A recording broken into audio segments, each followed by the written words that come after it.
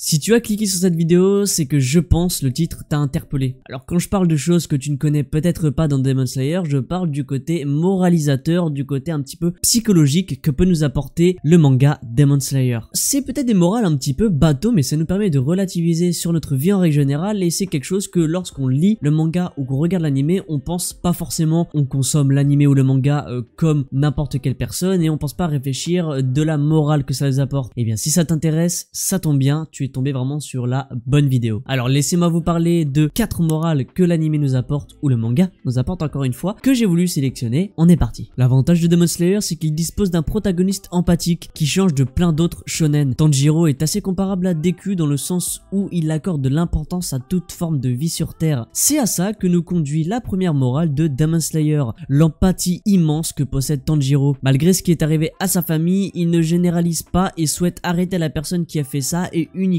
sa personne et non pas tous les démons. Au passage, il souhaite aussi et majoritairement faire redevenir sa sœur humaine, elle qui est transformée en démon mais qui arrive à se maîtriser. À chaque fois qu'il doit enlever la vie d'un démon, ce n'est pas par plaisir mais uniquement pour se défendre lui, ses amis ou sa sœur ou alors toute autre personne qui est innocente à la situation. Chaque fois qu'il enlève la vie d'un démon, une part de son empathie se fait ressentir, son humanité fait face à chaque tête qu'il doit découper et on voit qu'il ne le fait pas par plaisir contrairement à plein d'autres pourfendeurs, et ça nous en apprend beaucoup sur l'empathie, faire la différence entre celui ou celle qui nous a fait du mal et non pas généraliser sur tout un groupe de personnes qui, dans le lot, plein de gens ne nous ont rien fait de personnel. Je pense que c'est une leçon urgente à appliquer dans nos vies de tous les jours. Effectivement, je prends le milieu scolaire par exemple. Souvent dans le milieu scolaire, on a un groupe et dans ce groupe-là, eh bien, une personne ou 2 personnes ou 3 personnes peut nous faire du mal. Et dans ce groupe-là, il peut y avoir 6 personnes au total et on va généraliser pour dire que ce groupe-là est un groupe de personnes méchantes pour être poli, et en fait, on généralise le groupe alors que peut-être que dans ce groupe, il y a des gens qui sont gentils et d'autres qui ne le sont pas, ou du moins qui vous ont fait quelque chose. Eh bien, essayons de ne pas généraliser ça à ce groupe-là et plutôt cibler les personnes qui nous ont fait du mal plutôt que accuser à tort d'autres personnes. Tanjiro donne sa vie pour protéger sa sœur ainsi que ses amis proches. Le manga nous donne une vraie perspective sur l'importance des amis et de la famille et de la place que ces derniers prennent dans notre vie et dans notre cœur. Dans beaucoup de moments, Tanjiro se dépasse physiquement dans ses combats lorsqu'il s'agit de défendre ceux qui lui sont chers à ses yeux, mais également de ceux qu'il ne connaît pas lorsqu'il s'agit d'un ou d'une innocent. À ce que j'ai dit dans l'intro, c'est d'ailleurs un point où Tanjiro se rapproche beaucoup de Izuku Midoriya, l'importance de la famille, des amis et des vies des innocents. C'est une morale qui est basique, on n'a pas beaucoup cherché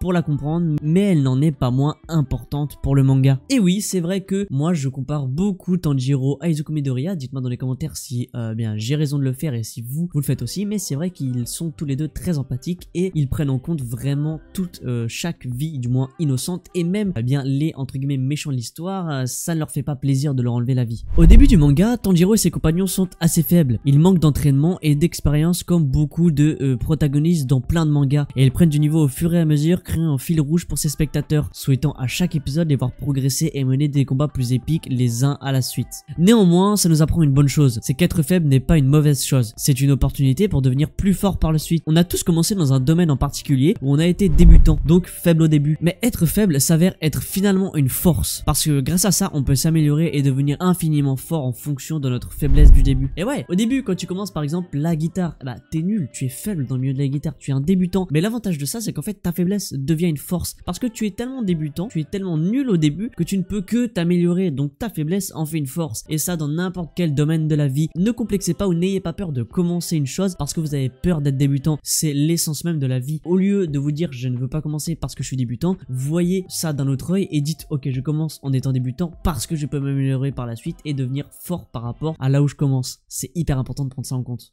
Dans Demon Slayer, les pourfendeurs essayent toujours de réfléchir avant d'agir, essayer de privilégier la raison, la logique plutôt que les émotions. Néanmoins, ce n'est pas le cas de notre protagoniste Tanjiro, qui souvent a pu mettre ses émotions en avant plus que sa logique, et pas forcément dans le côté négatif, je le précise. Je prends comme exemple le premier épisode, sa famille est assassinée, la seule rescapée est sa sœur Nezuko qui est transformée en démon. La logique et la réaction de la plupart, si ce n'est tous les pourfendeurs, auraient été de la supprimer instantanément, mais les émotions étant trop fortes, elles ont pris le dessus dessus sur sa propre logique. Nezuko allait le tuer, il a lutté avec ce qu'il avait en main afin de la bloquer sans la tuer. Il a même au passage combattu Gyu Tomioka pour laisser en vie sa sœur. Ce qu'on peut dire de cette situation, c'est que les émotions étaient plus fortes que la logique et en ont fait la force de notre protagoniste. Effectivement, dans la scène que je décris, il y a deux situations dans lesquelles la plupart des pourfendeurs auraient réagi avec leur logique, à l'inverse de Tanjiro. C'est par exemple la sœur, la plupart des gens l'auraient tué si, bien évidemment, on se base dans ce monde de démons, il l'aurait tué et en plus, il ne se serait pas frotté à Tomioka alors qu'ils sont totalement débutants, qu'ils ne savent pas se battre, à l'instar de Tanjiro, hein, lui il sait pas du tout se battre. Et bien là, lui il a agi avec ses sentiments, il a absolument pas tué sa sœur au risque de mourir et il a combattu Tomioka au risque de mourir, et ça il a uniquement agi par ses sentiments au lieu de prendre son instinct de survie et d'agir par logique et par raison. Si tu as aimé cette vidéo, je t'invite à liker et à t'abonner, j'ai pris beaucoup de temps à la préparer, donc n'hésite pas à me récompenser avec ton meilleur abonnement et ton meilleur like. Sur ce, on se retrouvera mercredi prochain comme d'habitude pour une nouvelle vidéo. Sur ce, je vous fais de très gros bisous, je vous invite à prendre très bien soin de vous ainsi que de votre famille, c'est ultra important les gars, et puis des bisous, salut.